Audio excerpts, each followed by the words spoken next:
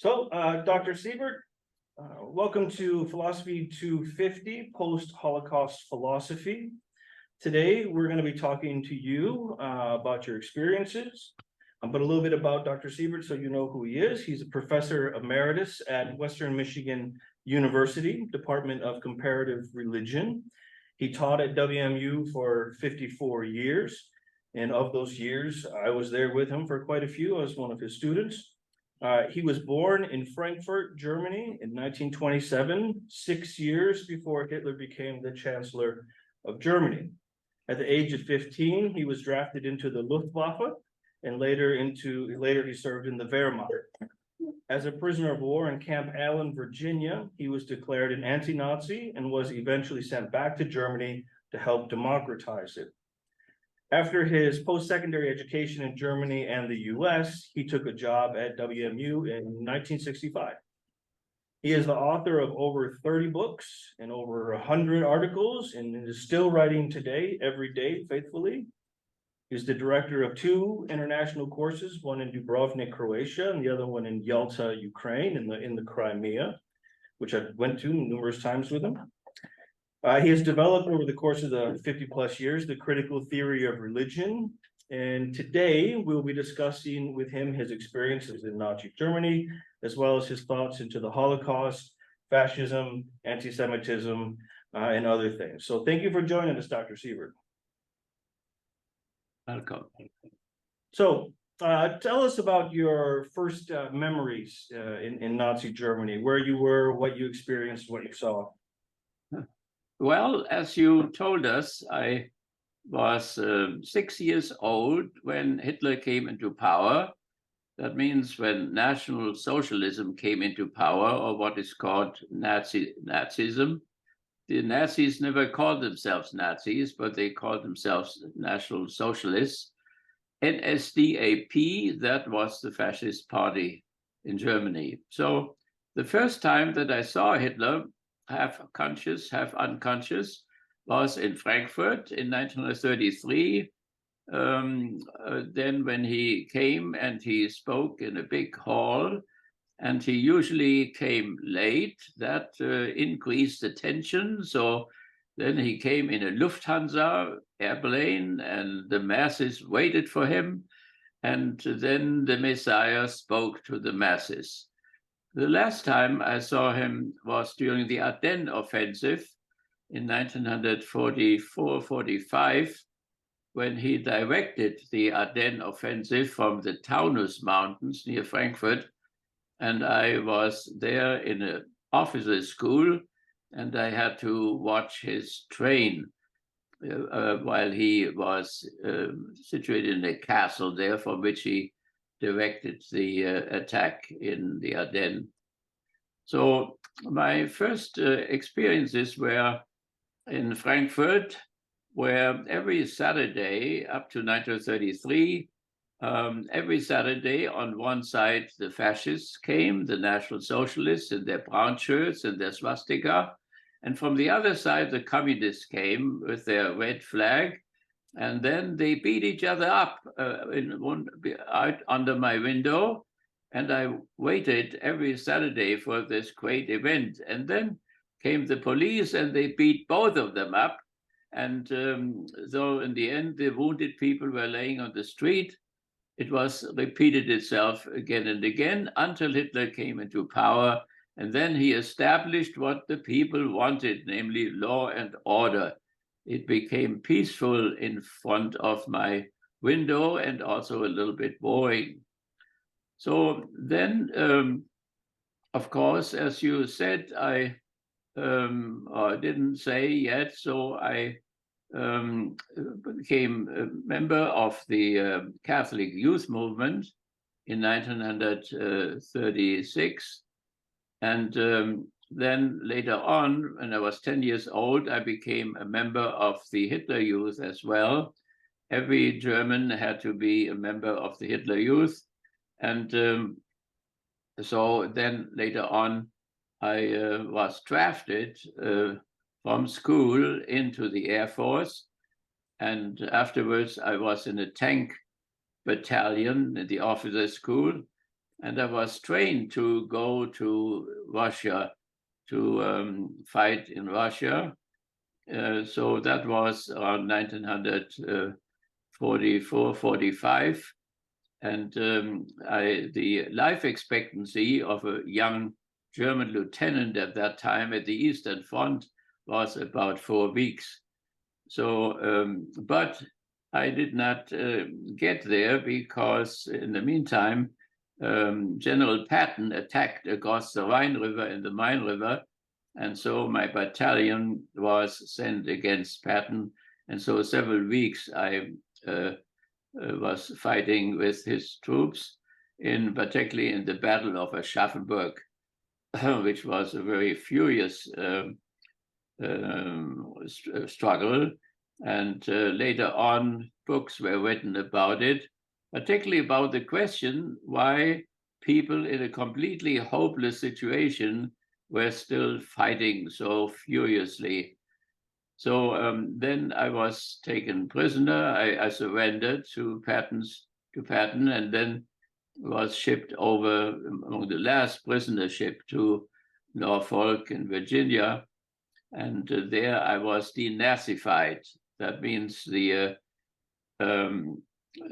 opinion in the United States at that time was that all Germans and all Italians were all fascists and Nazis. And then there was the Frankfurt School, which wasn't called that way yet, at the Columbia University, and the New School, which is the new university now. And they convinced Mrs. Roosevelt that there may be some anti-Nazis in Germany too, and that also some anti-Nazis may be among the German troops. There were 300,000 German prisoners in the United States, almost the whole Africa Corps, and 100,000 Italians. And so then there was an investigation, no tortures whatsoever, but an investigation in which the question was, are you a Nazi, are you an anti-Nazi, or are you a war criminal? And so in cross hearings, the investigators, mainly German Jews, who then found out what somebody had done during the war. And a comrade of mine, they found out he drove a truck, and he drove that truck in the Ukraine, and he drove that truck to a quarry. And who was on the truck? Well, there were prisoners, they were Jews. And what happened? Well, they were unloaded there and they were killed there. And so this comrade then was not only categorized as Nazi, but he was categorized as a war criminal as well. So, and afterwards I was chosen then as a anti-Nazi because I had been a leader in the Catholic youth movement in Germany, and we had done things like spreading the letters of Count of Galen, the Bishop of Münster, who protested against the concentration camps, but he protested also against the Allies' saturation bombing. But nevertheless, this letter was repressed, and we spread it anyway, and we helped Jewish people and so on. And so because of this background, I was then categorized as an anti-Nazi. And the investigators were more familiar with Frankfurt and spoke the Frankfurt dialect even better than I did. So they were very much familiar with what we had done in Germany, and therefore this categorization. An interesting thing later on, one of these investigators, who had somewhat, because I was just 16 years old, he had taken care of me. He put me into the camp library, made me a librarian after I first had I'd worked in a cafeteria, and I let every 10th hamburger disappear in my pockets and took it home to my comrades and was fired. And then I was hired to drive a truck to carry boxes from the ship to a train. And every box which fell down, the content belonged to the prisoners. So I let every 10th box fall down, and I was fired again. And then this investigator made me the librarian, and that worked out well.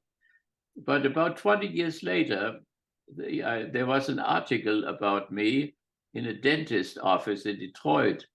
And this former investigator, now a salesman of sweaters, he read that article and he contacted me right away. So we came together and we became friends up to his death. So the past reached into the present. So nevertheless, I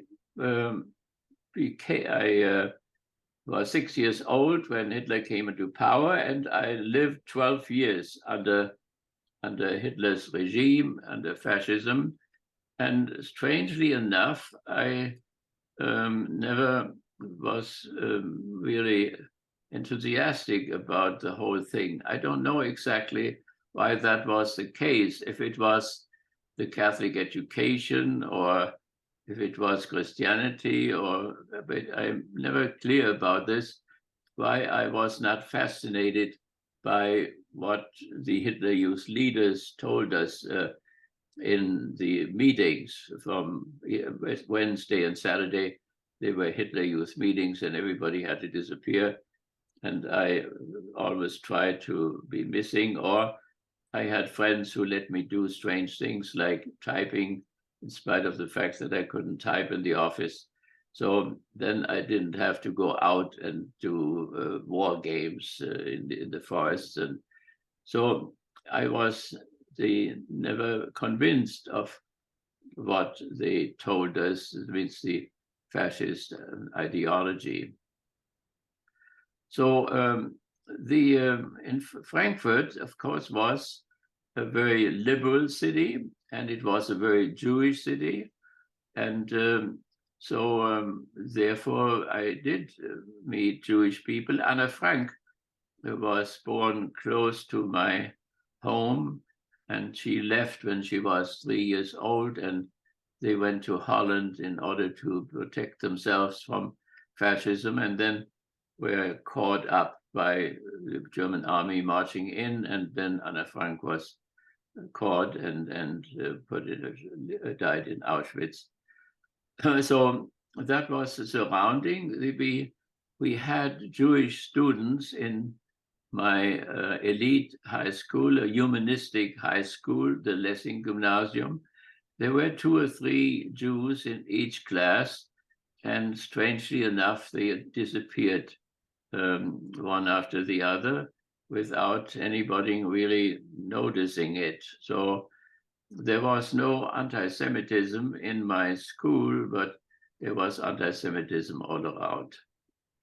So I had one experience, which I just want to tell you for a moment. One morning, I took my bike and I drove to that famous Lessing Gymnasium. By the way, I was a little proletarian, token proletarian, because it was a high bourgeois type of a school. Less than 10% of the German population went to this kind of schools. And so they took me in there, being from the working class, just in order to have a good conscience or better conscience about class equality.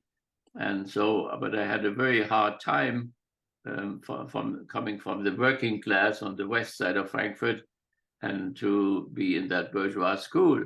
My comrades, they all had been at the Nile River already, and I didn't even know where it was.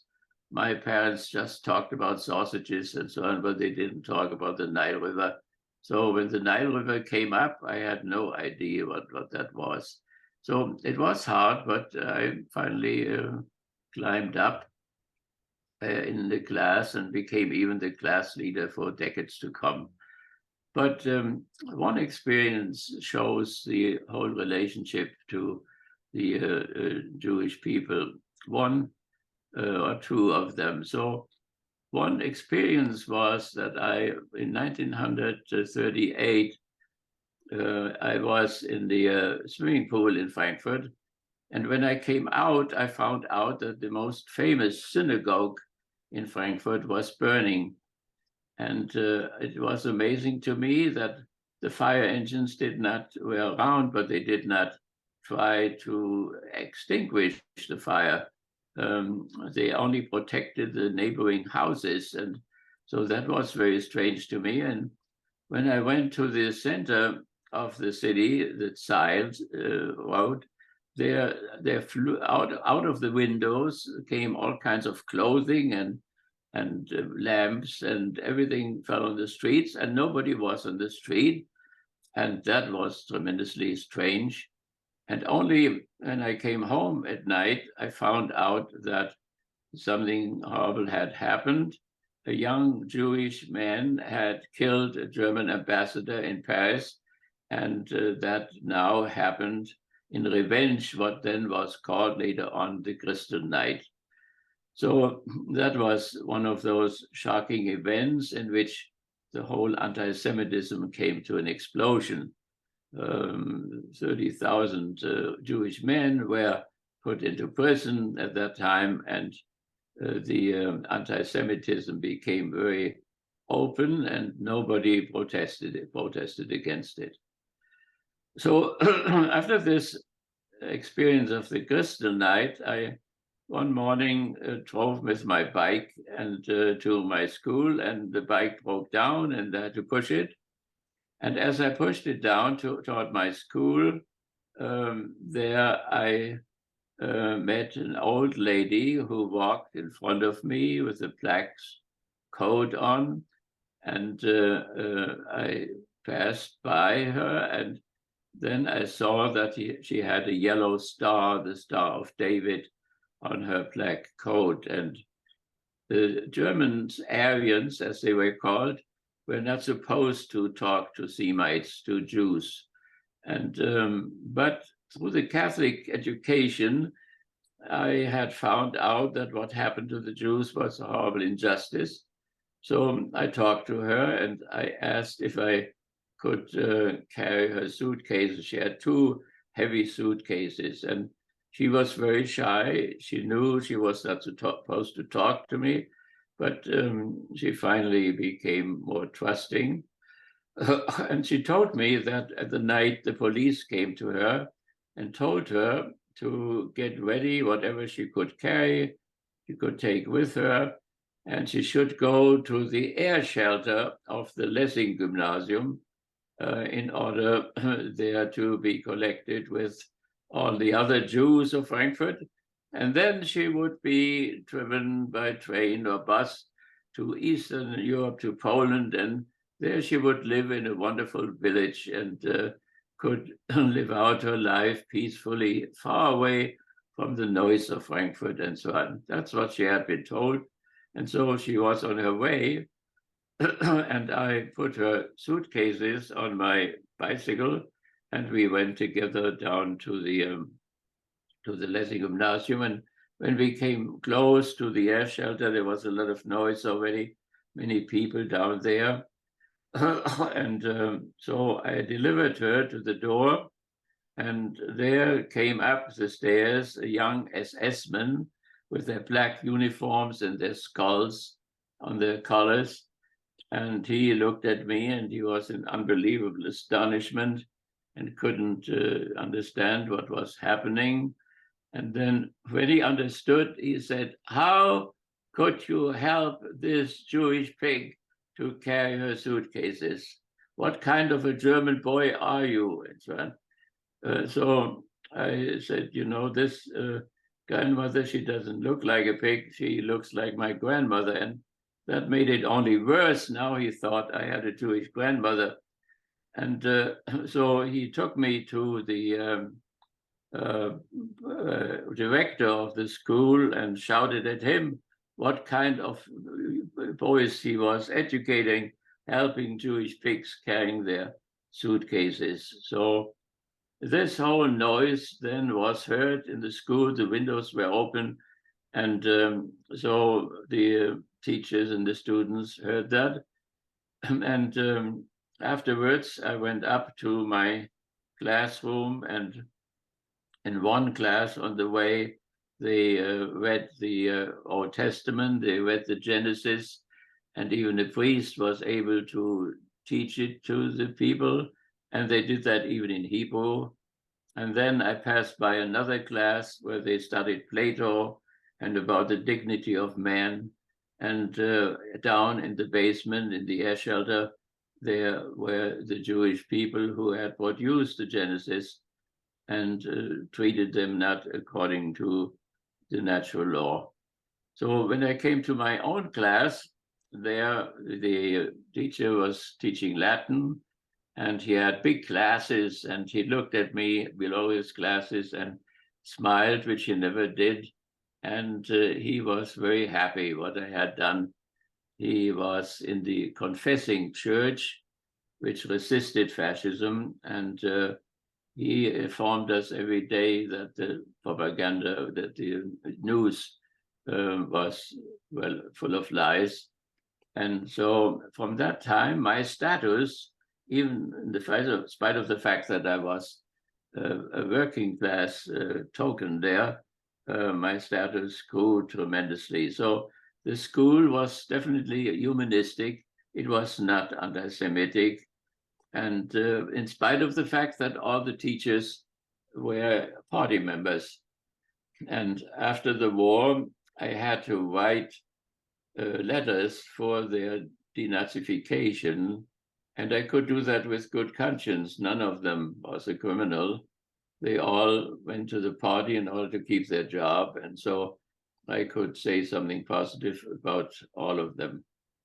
So that was the one outstanding example. And it was my Catholic background, which, in spite of the fact that Catholicism had its own anti-Semitism in the Middle Ages and later, but nevertheless, it was not anti-Semitic. Now it taught me that Jewish people are good people and that horrible things were happening to them.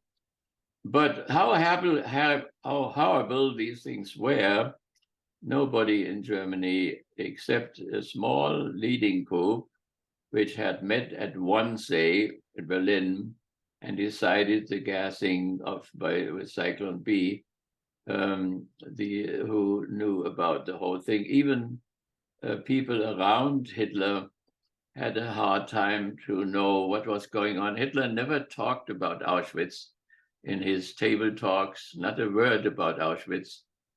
And one day he had his party members around him, and a woman asked him that there were these rumors about the Jews and if they were true or not. And Hitler became very angry and said, "Don't think about the Jews, think about the suffering of the German soldiers fighting against communism in Russia." So the Germans knew, my mother, working class woman, knew that they were concentration camps. These concentration camps were labor camps. People who were lazy had to go there in order to learn to work, and work makes you free. That was written on the entrance. So beyond that, there was no knowledge about how people were treated there. And also the whole issue about the killing of Jewish people. Hitler had said 3 times that if the Jewish high finance, that means that was Rothschild, the bank house in Frankfurt and other Jewish banking houses, if this Jewish high finance will once more take the Europeans into another world war, that will not be the end of Europe, but it will be the end of the Jewish race. After he had 3 times repeated that, it was at Pearl Harbor that the war became a world war. Hitler, allied with Tokyo, had to declare war to the United States because that was part of the treaty. It was the greatest mistake probably which he made, but he was bound by the treaty. So that was also the point then when the killing started, when the mass killing started with Cyclone B. It was a revenge for this new world war which had started. But that all was kept very quiet in Germany. That means only by accident it happened that German officers came from the Eastern Front and drove through Poland, and then suddenly saw on their way a camp in which that killing took place. And when one of these officers then went to the nuntius in Berlin and told him about it, and the nuntius was to tell Pacelli, that means Pius XII, but he didn't, because he thought it was a fascist trick. And so recently a letter was found by a Jesuit, and the Jesuit was trusted by the Pope. And that Jesuit told the Pope about the camps, but the Pope did not do anything about it. So, and then his canonization process, he was supposed to become a saint, has been stopped because of this this neglect. But this is a very complicated issue. So if you ask, if the Germans or the Europeans knew about it, they knew that there were camps. They knew that Jews were brought into those camps. They knew that since the Jews did according to their prejudice not work, they were put into camps in order to learn to work. And that was very ironical because during the Middle Ages, the Jews were not allowed to participate in the trades. They could not become carpenters or any other profession, because that was also a religious organization. So the Jews were pushed into their own settlements. And so the only thing what remained for them to do was to go into the exchange business. That means to go to the town and buy from a farmer his 10 little pigs for 10 cents. And then he would take the pigs into the city to the market and sell them for 20 cents, and therefore would accumulate then capital, and then he would give it as loans to the farmers and let them pay high interest. And so the Middle Ages were full of contempt for tradespeople because they did not add value to things and sold them for a high price anyway. So that was the Jewish connection. And so the prejudice was that they were dealing with money, that they did not work, and that they cheated people all the time. And that was part of the anti-Semitism which was directed against them. So at that time, it was not a religious anti-Semitism like we had it in Catholicism and Protestantism, and Luther particularly. But that anti-Semitism said the Jews killed Jesus, the Jews killed Christ, the Jews killed God, and they were God killers. And then they did not convert. And if they did not convert, then the kingdom of God could not come, and hell continued. And so they let them feel that hell. And so this was the horrible irony that these Christian populations, then turning pagan, persecuted the Jews for not working, in spite of the fact that they had deprived the Jews from work. Okay, so that just as an initial thing. If you have any further questions, I'm happy to answer them. I just wanted to give you a short introduction into the phenomenon of anti-Semitism, and I congratulate you for taking this course, which indicates not only that we should remember the Holocaust or the Shoah. It is better to talk about Shoah because Wiesel invented that word Holocaust, the burnt offering. And this is very problematic because one does not really know who does this Holocaust. who is the priest and what is the purpose, the state of Israel or whatever. So it would be better to take the name Shoah, but Holocaust has now been accepted worldwide. So, and then also what your title indicates is that something should be done about this, that we do not only remember for remembering's sake, but that we ask ourselves, how can anti-Semitism or other forms of racism, how can that be possibly stopped? And I have visited innumerable synagogues and had innumerable discussions with rabbis about the cause of anti-Semitism. Where does it come from? Why does it not end? Why is it now again climbing up? What are the reasons for this? So, and therefore, this is a very wonderful and worthwhile course to not only to remember, but also to explore what the causes are so that one can remove the causes and can remove this unbelievable mental illness of anti-Semitism. Okay, so if you have any further questions now, please tell me. Yeah, Taylor. Dr. Rudolph, can you hear me back here? Can you hear? No, I didn't hear it. That's okay. I'll have him ask the question and then I'll repeat it for you. It's long and wordy, but you can sum it up. I know that he's been studying philosophy and religion his entire life. I'm a psychology major. I want to ask what practices, works, theories that he would use to apply in the psychological realm for like counseling or therapy. Okay, as it relates to the Holocaust or like Holocaust victims? Or- Yeah. Okay, I guess in terms of like trauma or whatnot. yeah. So Rudy, Taylor's a student of psychology, a psych major. And he's asking about what type of psychological works you would apply to, say, the victims of the Holocaust to deal with the trauma, to work through it. Yeah. Okay, let me just mention one way which may lead us there.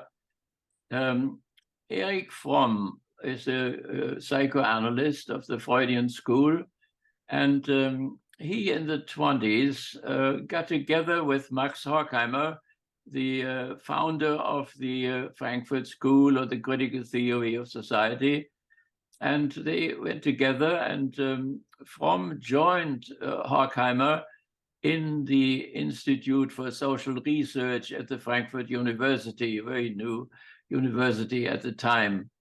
And their concern was anti-Semitism, but they formulated it in the following way. They divided the people, or the working class particularly, into two groups: the revolutionary personality, and that name was changed by Fromm later on when he came to the States. He called it the democratic personality.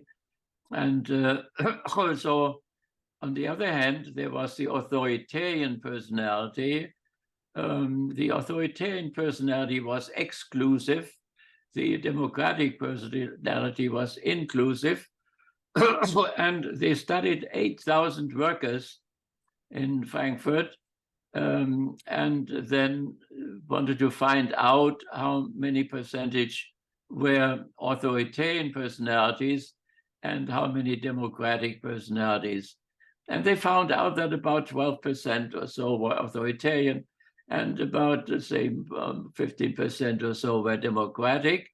And from that number, they could then predict if Hitler would win or not, and they predicted rightly that Hitler would win, because the 12% authoritarians followed the authoritarian leader, and the masses of the people did not resist, and the democratic or the revolutionary personalities were too few. So now here comes the issue of the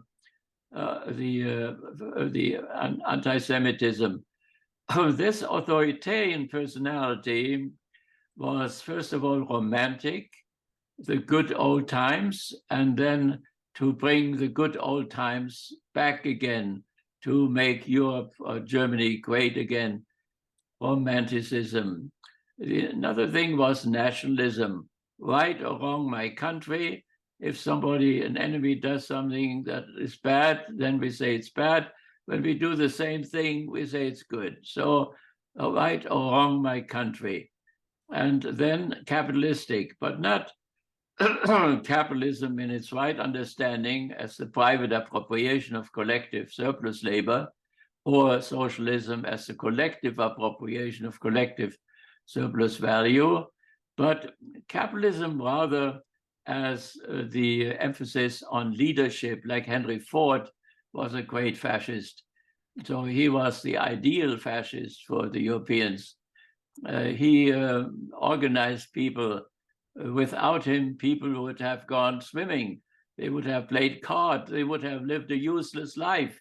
But the fascist Ford organized them all. He forced them to put a suit on, to be married once, have 2 children, be religious, and sit at the assembly line and work hard, even when he turned the speed up. And if they didn't follow, then he had thugs who would beat them up in Detroit, and then they would work better.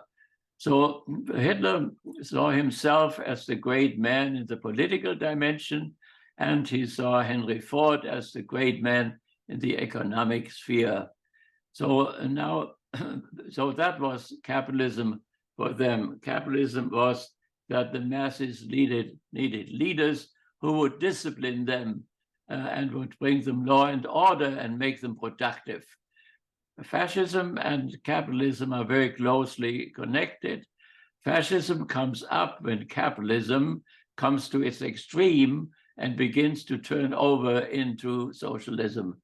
And so fascism is the attempt to stop that turning over, to stop maybe sometimes by slowing down the extreme developments in capitalism. So nevertheless, the further element in the authoritarian personality is the sadism. That means to be cruel to people who are weaker or have an impediment of some kind, which can go to the extreme of killing 100,000, 150,000 insane people in Limburg, here in Hessen, where I come from. So that is the sadistic side of the authoritarian personality. And then he has also a masochistic side. He is able to suffer. He sometimes says we win always, and then when he doesn't win, then he suffers for his cause, and the suffering helps him as much as the winning before. So people then say, well, they just use those means in order to get the guy down. And so the heroism which comes up then when the suffering begins. There's no doubt that Hitler produced unbelievable suffering for other people, but there's also no doubt that he suffered tremendously. When I saw him the last time in the Taunus Mountain, he was in his 50s, but he looked like an 80-year-old person with one arm hanging down. And but in spite of the fact that he was in that miserable situation, generals who came from the Eastern Front and wanted to tell him how bad it was didn't dare to tell him, because they couldn't look into his blue eyes and tell him the story, the truth, and confess that to each other when they came out afterwards. So, so the authoritarian personality is sadistic and at the same time also masochistic. And the last point which we can make here, that the authoritarian personality is racist. And specifically, it is anti-Semitic, not necessarily against other Semites like the Muslims, but certainly against the Arabs, but certainly against the Jews as a form of a part of the Semitic race. And so that is not always the case. So Hitler was extremely anti-Semitic and racist. He inherited from the British and from the French, and no other racist went to that extreme as he did, or as his people did. So this that as far as the anti-Semitism is concerned, and Mussolini was much less anti-Semitic, and also Franco was less, and Salazar was less. So there are two fascists are racist in different degrees, and could find maybe a type of fascism which would not be racist or anti-Semitic. And you find that today, that people, fascists today, would de-emphasize their racist component or their anti-Semitism. Okay, so therefore we can say that psychologists have indeed, particularly in the context of the Frankfurt School, tried to study the causes of anti-Semitism and to remove them. And that was done in the Frankfurt School. It was done first in Frankfurt. Then the Frankfurt School went to Columbia University during the war, and the work was continued then. And the idea of the authoritarian personality was taken up by Adorno, another critical theorist, and he applied it to the labor unions in California. But the result was so horrible, that means so many authoritarian personalities were in the unions, that it could never be published. And it is still preserved today in Löwenthal's estate in California at the university. So that they did another study then, Adorno with other psychologists, and they collected it in a book which is called The Authoritarian Personality. And then in the 60s, Adorno wrote an essay on the future of this authoritarian personality and predicted that it would come again. And nobody believed it, but it has happened. So that is the type, or the type of the authoritarian personality, of which one component is the racism or the anti-Semitism. So, of course, now what the real causes are, Adorno thought that the Semites, Semitic people, or the Jews, that they remained wandering people long after the other nations around them had started agriculture.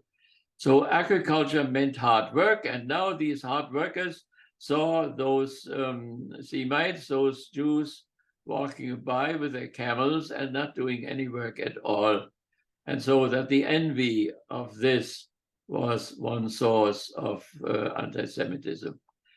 I always thought that the monotheism which we have since Abraham and then Moses, and that this monotheism may have been a cause, because when you tell to all the nations around you that their gods are nothing and are useless, and that they have a mouth and cannot talk, and have eyes and cannot see, and have legs and cannot walk, and so on, and you tell them that, and if you have the possibility, you even burn down their images or their holy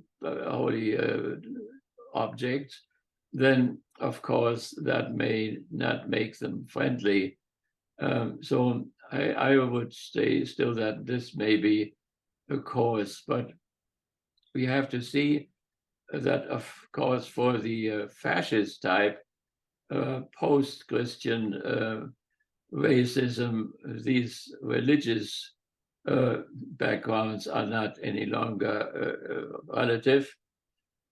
Hitler once shouted in his frenzy, we are, or there is only one chosen people, there's only one chosen people, and that meant that he was the chosen people.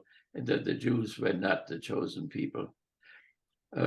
Somehow Hitler had respect for Jesus, but Jesus for him was not a Jew.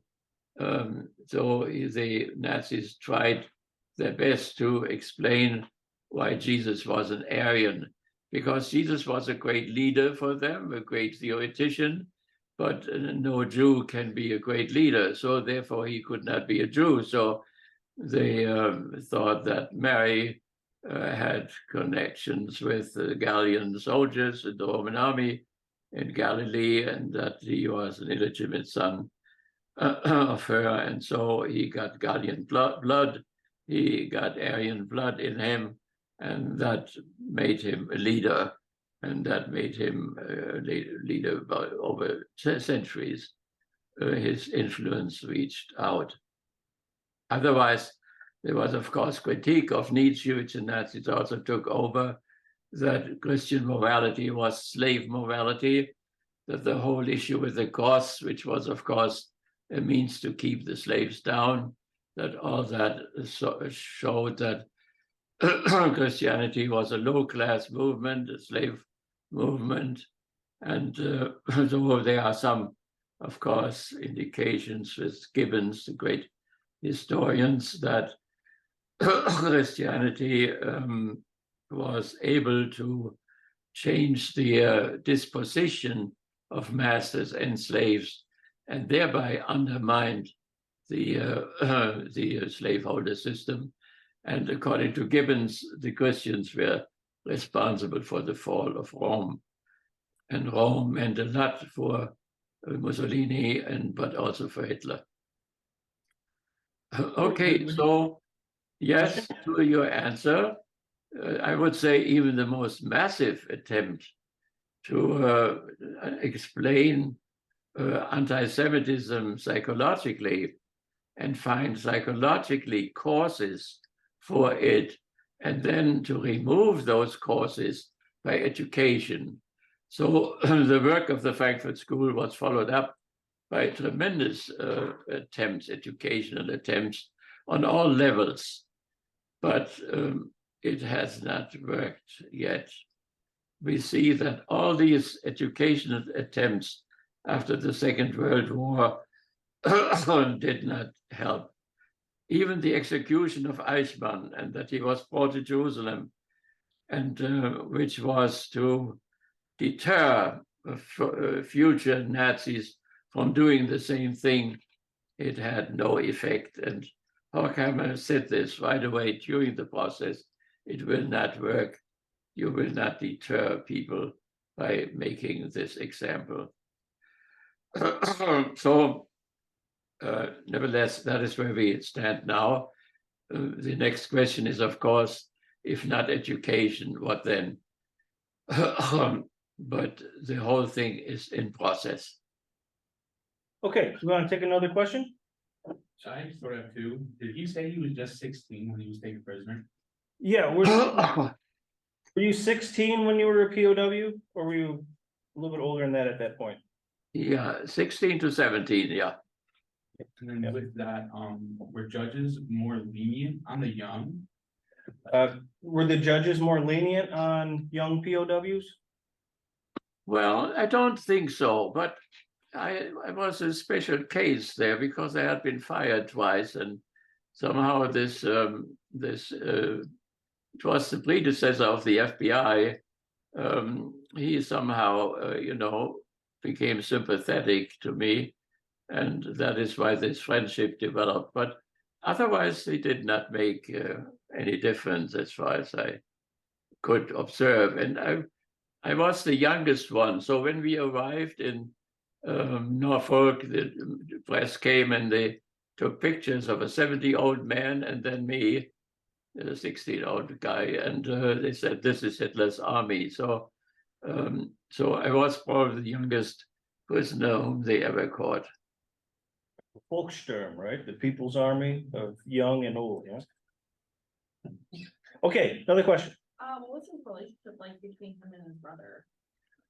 The question was, what was the relationship like between you and Carl? I had mentioned the story about how when you told Carl not to go to the Hitler Youth. What came out Oh, of yeah. that? My little brother, yes, my little brother Carl, whom I love dearly. So my father died early, and my mother worked in a shoe factory, and so I had to take care of my brother, and we went to the same school, to the same Lessing Gymnasium, Humanistic Gymnasium. And so one afternoon, Wednesday, he wanted to go to the Hitler Youth, and I told him to stay at home and do his Latin. That would be better. Then he would become something someday. And but if he would go to the Hitler Youth, they wouldn't last very long. So he got angry and he ran away, and he told the Hitler Youth downtown that his brother didn't let him go. That's why he was late. That his brother said they wouldn't last very long. And so then, of course, the repercussions were that the Gauleiter, that means the leader of the province of Hessen, the state of Hessen, he cut my school money. So I had free school. It was very expensive. My mother's income was very low. She couldn't pay for it. And so that meant they threw me out of the school. And that was very painful. When I was 11 years old, I had fought for going to that school. They wanted me to go into a banking school, but one day I threatened with suicide. I put myself on a little railroad trail and rails and waited for the train, which only came once a day. And so, but it was very impressive for them, and though they let me go to this elite school, and so, but then now this problem came up that I didn't have any money for it. So, and there's something very strange happened. My father and my mother worked both in a Jewish shoe factory, C.A. Schneider, two Jewish men who owned this. And so, but the Jewish people were nationalized. There was a wing of the National Socialistic Party, which was more socialist, and they wanted to nationalize all industries. But then Hitler did nationalize all Jewish industries. So instead of the Jewish owners who fled for London, there was now a Nazi director of the whole thing. And the Nazis, since they want to be social too, had big vacation trips for workers. And on one of those trips on a ship in the Rhine River, my mother and we participated in that. And so my mother, who was a very courageous woman, she suddenly went up to the director and said what had happened to me, that they took my money away from me, and that I couldn't go to the school any longer. And he just said very simply, we pay for it. So the Gauleiter, the governor of the state, had stopped my schooling, and the Nazi director then allowed me to go back to the school. How one sees that totalitarian systems are not so totalitarian as one may think, and there are many splits and contradictions also in totalitarian systems. So nevertheless, I then could go back to school, but then I was drafted. But after I had shot down 18 bombers who attacked Frankfurt and other cities, and the 2 tanks, then I was worthy again to get school money. So they paid the school money then, but there was no school anymore. So these things are very chaotic in fascism sometimes, in spite of the fact that it looked so orderly on the surface. Okay, let's take another question. Anyone have another question? Can you, I know you weren't in the Hitler Youth, but can you be more specific about what they do to like younger people about just indoctrinating them and making them believe in the process of like what was going on? So the question was about the indoctrination of young German lads in the Hitler Youth. What did they teach them, and how did they teach them? What was their method? Yeah. Well, they taught them National Socialism, but what does that mean? So let's say the name which can cover it too is fascism. So fascism would be probably the best technical word.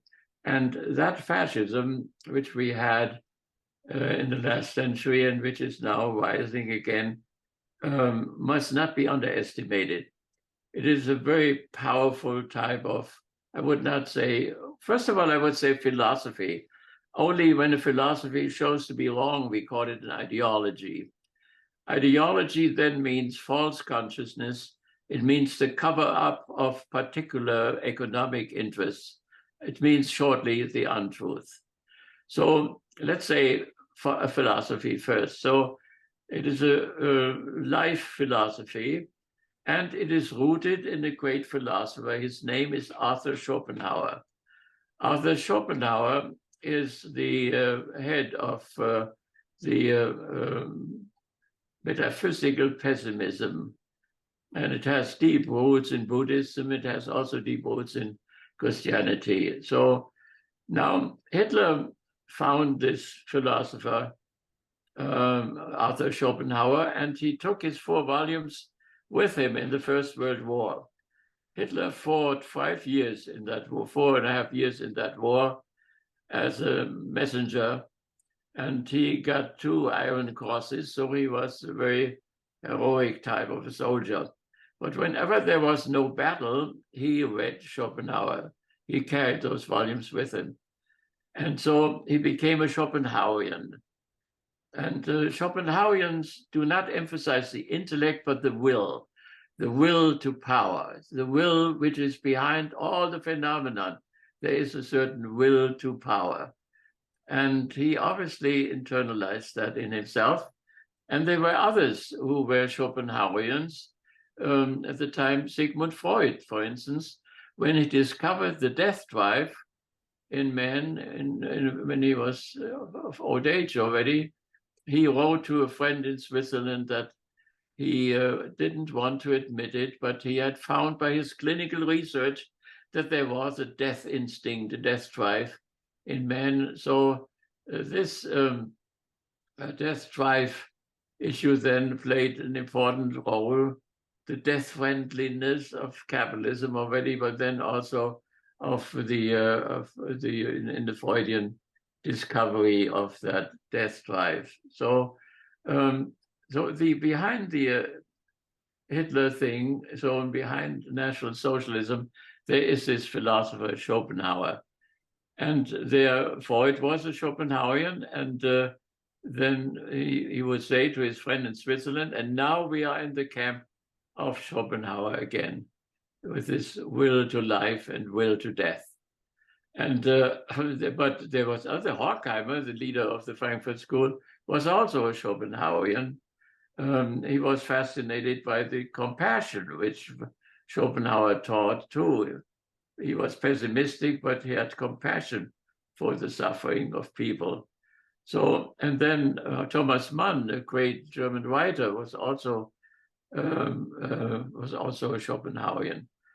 And it was even in the last days in Berlin when Hitler and Goebbels saw the German soldiers moving away from the Russian front and going to the west and so on, and looked down on them. And they were still at that time discussing Schopenhauer. And I always wonder which volumes they discussed, because 3 volumes were about the will to life. But 1 volume was about redemption from the will to life, which you can get through art and through religion. And but nobody knows what they really discussed over the phone, only that they discussed Schopenhauer to the end of their lives. So nevertheless, this great philosophy is in the background. And so it is somehow had influenced Hitler's thinking and his My Struggle book. And so one must not underestimate this influence, particularly from Schopenhauer through Schopenhauer's student Nietzsche. And so the fascists took a lot from Nietzsche over there. And then also the Wagner family, he was almost the son of one of the women of the Wagner family. So Hitler was a good painter. He played the piano beautifully. He played Beethoven, but particularly Wagner. You know all of Wagner's symphonies, and he would sneak into Wagner operas even when he was chancellor. Anonymously, he went to these performances. So he was deeply involved in the arts. So one must be very careful with the Allied propaganda of Hitler, and one must be very careful with the German propaganda of Hitler. One made Hitler, demonized him. The other one made him into a messiah. Both pictures are wrong, but to find the real picture is really difficult. And I wonder if anybody ever had found his real picture already, but people are studying still. Okay, so that is what they taught. That's what they taught in these Hitler Youth. So they played it down like in Christianity, you change the dogma book into a catechism. So they transformed the philosophy of National Socialism into a catechism, so into smaller thoughts and sentences, and that's what was taught. And then, but it was not only theoretically, it was practically. So they were war games where people learned to fight in the forest and to shoot and so on. So it was very militaristic. Yeah, and I think I was we have one. very lucky that I always, also with the communists, I always found friends who protected me. And so I had a Hitler Youth leader who was living in my house, and he was my friend, and he knew my feelings. And so he always got me some job so that I didn't have to participate in what they were talking and doing, so, but could do some stupid work somehow in the office. So I didn't get much of it, but whatever I got, that's what it was. So it was the NSDAP party doctrine. Okay, Rudy, I think we have time for one more question. One of the things that we've been reading about a lot in the early theological responses to the Holocaust, as well as we watched the movie God on Trial, is the issue of theodicy. And we've talked about in this class a lot of the different attempts to answer the question, the theodicy question regarding the Holocaust. Do you have any insight on that as to where we can find answers? How we should think about this? Or is there no answer to this? Well, we can say that there is no world religion at this time who can give a theoretical answer to it. But there are religions who can give a practical answer to it. So you can say in your suffering when your brother dies or your mother dies, or you can take your cross upon yourself and you suffer like Christ suffered and so on. That is a practical solution, but it's not a theoretical one. So I think the best way to discuss it is the trial of God, which was taken in Auschwitz, where rabbis and Jewish intellectuals, shortly before their gassing, put God on trial. They charged God with not having followed the covenant. God made a covenant with Abraham and with Moses, and in this covenant, he promised to take care of the Jewish people, and he did not.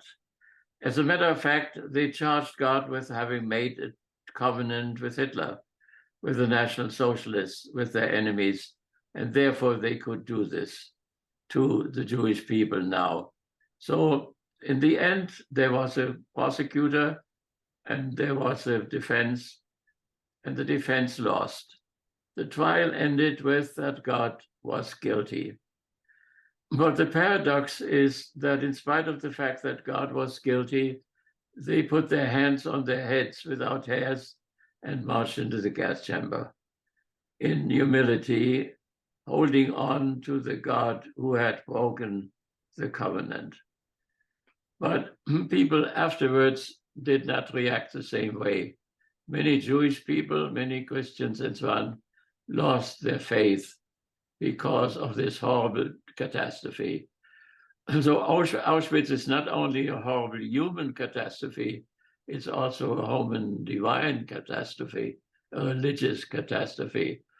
And at this moment, there is no solution to this. Hegel has the greatest philosopher of modernity. His whole philosophy is the theodicy, but it is too optimistic for people after Auschwitz. But we have to continue, as it is for us as humans, it is very important to know if God is, and if God is good, or if God is evil. There are theologians in the past who argued for the evilness of God.